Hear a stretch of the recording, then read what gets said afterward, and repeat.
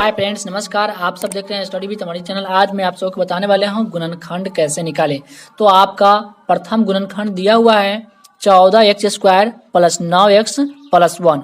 ये आपका गुणनखंड दिया हुआ है।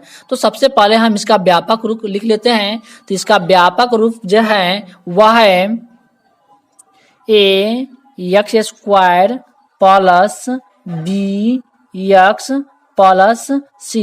ये हो गया इसका व्यापक रूप। किसका हुआ? तो यह हो गया गुणनखंड का व्यापक रूप। तो हमने इस प्रकार से लिख लिया इसका व्यापक रूप। थोड़ा इसको सेट कर लेते हैं जब तक कि इसका सी भी हो जाएगा। ए जो है ए हमारा हो गया 14 और बी जो है वह हमारा हो गया 9 और सी जो है अचर पद वह हमारा हो गया 1।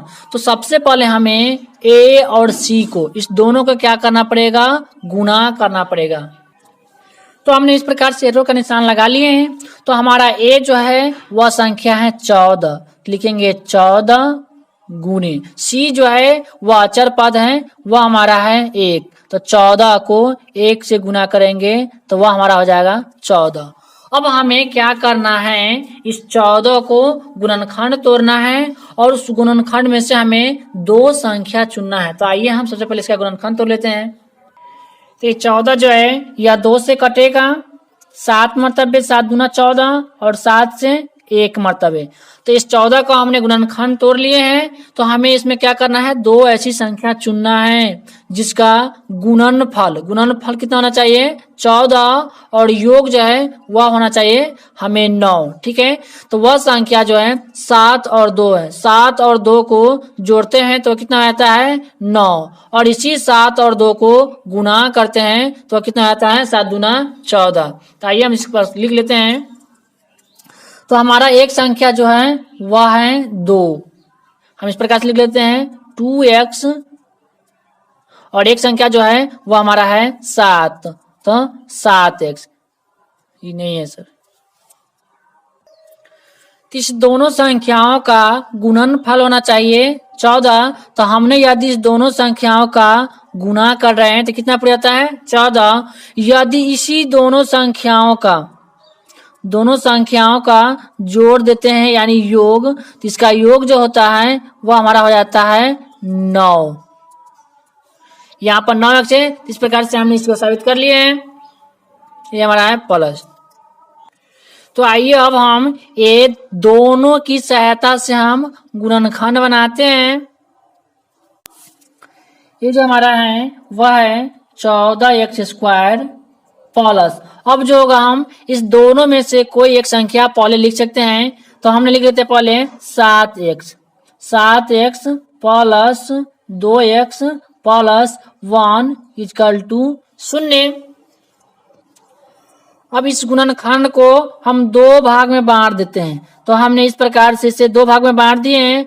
अब हमें इस संख्या में से ऐसी संख्या कॉमन लेना है जो उसमें भाग लग जाए। तो 14x² है प्लस 7x है। इसमें हमें ऐसी संख्या क्या है? तो वह 7 है। 7x हमने कॉमन ले लेते हैं। तो 7 दूना 14। तो ये हमारा हो जाता है 2x प्लस 7x में भाग करेंगे तो यह 1 मरतबे कटेगा। यहाँ पर प्लस है। तो हमने पहला भाग को सॉल्व कर लिए हैं। अब हम दूसरा भाग को सॉल्व करेंगे। इस जगह हमें एक बात की ध्यान रखनी होगी, इसका कोष्टक मान जो है यह दोनों भाग का बराबर होना चाहिए। तो यहाँ पर 2x प्लस 1 है, लेकिन यहाँ पर भी 2x प्लस 1 है। तो अब हमें क्या करना होगा? ऐसी अवस्था में एक कॉमन लेना होगा। एक ले लिए तो यह एक से किसी भी संख्या में भाग करेंगे तो इतना ही होगा 2x प्लस 1। अब हमने इसे बना लिए। अब हमें इसको और इसको एक बार लिख देना है और 7x प्लस 1 को एक बार लिख लेना है। तो आइए हम लिख लेते हैं। ये जो हमारा है 2x प्लस 1। तो इस दोनों को हमने एक बार लिख लिए हैं। और दूसरा है 7x प्लस 1। तो हमने इसे भी लिख लेते हैं 7x प्लस 1। तो इस दोनों को हमने लिख लिए हैं। आइए अब इस दोनों का हमने शून्यक निकाल लेते हैं। तो ये जो हमारा है 2x प्लस 1 इक्वल टू 0 और दूसरा जो है वो हमारा है 7x प्लस 1 इक्वल टू 0। दोनों को हमने इस प्रकार से लिख लिए हैं। तो ये जो हमारा हो जाएगा 2x इजकल टू, ये जो है प्लस में है तो बराबर के इस साइड लेंगे यानी पक्षांतर करने पर तो ये हो जाएगा माइनस में, और इसी प्रकार से ये भी हो जाएगा 7x इजकल टू, ये 1 जो है प्लस में है तो पक्षांतर करेंगे तो हो जाएगा माइनस में। तो x बराबर यह हो जाएगा -1/2, और दूसरा जो है वह हमारा हो जाएगा x बराबर -1/7। तो यही दोनों हमारा हो गया आंसर गुणनखंड का। तो फिर मिलते हैं अगले नेक्स्ट वीडियो में, फिलहाल तब तक